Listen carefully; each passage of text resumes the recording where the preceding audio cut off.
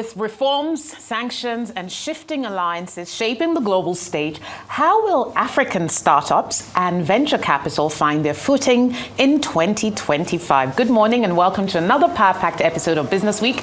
This week, Ethiopia takes center stage with its first ever stock exchange, opening new doors for investors, while China pumps $250 million into Nigeria's Kano-Kaduna Railway, keeping its influence on track, perhaps. Morocco basks in a tourism boom with record-breaking numbers, while Indonesia joins the BRICS bloc to flex its economic muscles, and the US and UK crank up the heat with fresh sanctions on Russia's oil sector. I also asked Dr. Ola Brown how looming trade and tariff shifts under President-elect Trump could reshape interest rate projections in the US. And then later on in the show, she's joined by Amaka Okpara to discuss how venture capital for African startups will evolve in 2025 amidst global economic shifts. This is your front row seat to catch up on the business stories you missed during the week. I'm Rolake Akikwe-Filani. Let's dive in. Yeah, let's take a look at global energy commodities. Of course, the big news here is the sanctions imposed by the US and UK and Russia. I'll talk about that a bit later. But the immediate impact of that announcement was really that oil prices are up across board. Brent closed trading on Friday up by 2.4%. That's probably the single biggest daily rise since the start of the year, finishing the trading week at $78 per barrel. Brent, WTI North America was also up by 2.54%, finishing at 75.8 at the end of trading in Europe yesterday. Natural gas was up by 7.03%. RBOB gasoline also up by 1.54%. Let's look at equity markets across the world. First, of course, we start with Nigeria here at home. The All Share Index closed the trading week at 105,451.06 points, down by 0.08%.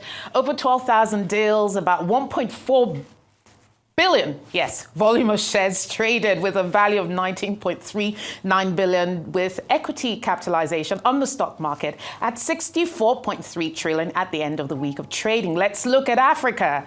It was almost a green sweep of green, with the exception of Johannesburg, which was down by 0.28%. Ghana was up by 0.08%. Nairobi was up by 0.52%. The top gainer at the end of the week there was Kenya Airways. And of course, Casablanca was also up by 0.19%. I'll take a look at North America. No surprises here on the red. Dow Jones Industrial Index was down by 1.36%. The others down by 1.46%. S&P 500, NASDAQ 1.75%. And I said no surprises here. Now, U.S. jobs figures came in quite positive. In fact, it was a surprise rise in U.S. jobs figures. And we know what that might mean for the Fed move, right? In terms of what that might signal, rates may not be eased as quickly as thought. If jobs figures are looking good, markets may be reading that as the Fed perhaps slowing down on any rapid or aggressive easing, but we'll see what happens because the Fed also has Trump to contend with, and I'll be talking to Dr. Ola about that later in the show. Now, let's scoot over to my top picks from the week.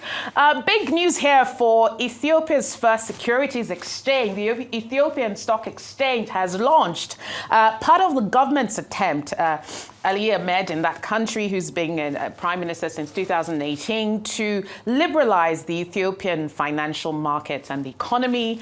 That stock exchange has launched with a single company, but the authorities expect that over the next decade, there will be up to 90 entities listed on the stock exchange. Initially, the focus is financial services, insurance, and telecoms, with agriculture and manufacturing to follow suit. They expect about $1 billion worth of annual trading volumes on that exchange in Ethiopia. It's a big boost now to Addis Ababa. Recently, the parliament in Ethiopia passed legislation liberalizing the country's banking sector, which means banks from across Africa and the world can take positions in the country through foreign direct investments or mergers and acquisitions. So we'll be watching that one very closely. I think that's a big boost for Ethiopia and, of course, Africa's regional capital and financial markets. Trump in the U.S., president-elect, has announced a $20 billion investment from Emirati businessman who is a very close friend of his in data centers, AI and cloud data centers across the U.S., starting with places like Arizona and Texas. Now, the $20 billion investment is going to kick off this year, Q2 2025. It's expected to add additional jobs to technology and manufacturing in the U.S., and this is a model that apparently Donald Trump wants to replicate in his second term coming up from this January. So the U.S. obviously looking to attract investment. Satwani, this businessman, has previously invested in the U.S. So interesting development there for technology and U.S. Emirati UAE relationships. China has approved a $254.7 million investment in Nigeria's Kano-Kaduna Railway. Of course, Kano being Nigeria's northern commercial hub and Kaduna being a major and important trade and transportation route in that part of the country. Now, all of this was announced on the back of Chinese Foreign Minister Wang Yi's visit to Nigeria during the week. The main contractor, however, on this project will be CCECC, the big Chinese construction and engineering company. Now, a major question here is how much value will be created as part of that construction process. We know that the new rail route is expected to transport around 5 million passengers annually and perhaps add additional boost to the government's revenue and GDP. Key here is that the $254 million is part funding for the railway, which is actually expected to cost about $900 million. It's expected that Nigeria will provide counterpart funding for that construction from the 2025 infrastructure budget. Let's hope this project sees the light of day. It's a very critical infrastructure project for the Northern Corridor in Nigeria and will certainly boost economic activity in the entire region and create jobs, which we want and which we need. Morocco received 17.4 million tourists in 2024. That was a 20% rise from 2023. And there are two major reasons why Morocco has been able to achieve this. First of all, a strong marketing and branding campaign for the country. And of course, more recently, the government has invested heavily in transport and travel infrastructure. This is really key to attracting investment in any African country. Of course, Marrakesh has been in the eye of a lot of that, and that's a great thing for Morocco. If anyone's been there, it's a fantastic place to go and travel, and even for business, it's becoming a major international conference hub. Now, the government is looking to attract 20 million visitors to Morocco in 2025. So good on the Moroccans. Let's see that type of investment for travel and tourism being replicated in other African countries. And finally, the UK and the US have imposed far-ranging sanctions on Russia's oil sector. Of course, they are viewing Russia's oil sector as a key revenue base for Russia's war, funding Russia's war with Ukraine and the conflict there. And now the outgoing Biden in this administration has led this push to impose far-reaching sanctions, which is targeting, we're told, over 180 vessels and hundreds of individuals connected to the sector, including state-owned oil companies in Russia, oil and gas companies like Gazprom, like Surgutneft as well, who will be affected by this. Now, essentially, China and India have said they will continue to buy oil from Russia. Of course, on the back of the end of the transit arrangement between Russia and Ukraine, which we talked about last week, Europe is really just going to have to dig in its heels and find alternative sources of gas and energy for the continent. But look, far-reaching sanctions, will Russia react? Can it retaliate and react? And how effective will these sanctions be? Only time will tell. That's it for my top picks for the week. And now for some other top stories from around the world. During his first term in office, Donald J. Trump attacked the Federal Reserve, labeling Fed staffers boneheads and enemy, and pressuring policymakers to lower interest rates. Well, What does the second term hold? Mr. Trump is probably going to bring back that rhetoric, according to sources in D.C., despite the fact that the president has no direct authority over interest rates, which are set by the politically independent Fed. The Republican has been vowing that they will decrease during his administration. Whether Trump will do more than simply talk this time in search for his goals is the concern that hangs over markets and the Fed. And we'll be discussing this in further detail during my session with Dr. Ola. Now, still on the U.S., the Federal Reserve officials have discussed concerns about how the policies of Trump will impact the central bank's commitment to bring inflation back down to the 2% target. The minutes from a December 18 meeting of the Fed's policy-setting Federal Open Market Committee, which came out this past Wednesday, revealed the root of the pause from Fed staff, the looming shift in Washington.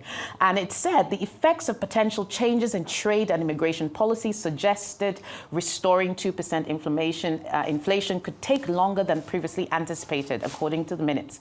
And almost all Fed officials judged that upside risks to the inflation outlook had increased, the release stated.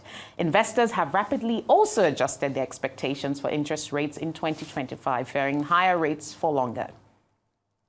In the U.S., aides to President-elect Trump are also debating a tariff plan that would apply to all nations but be restricted to a few essential goods, a Washington Post report indicates. The idea would significantly reduce the 10 to 20% universal tariffs that Trump had suggested throughout his campaign, a move that experts predict will increase consumer costs and skew international trade patterns. According to a British Chambers of Commerce study, business confidence fell to its lowest level in the UK since the market-rocking mini-budget crisis of autumn 2022, and UK companies are preparing to hike prices to fund greater tax payouts.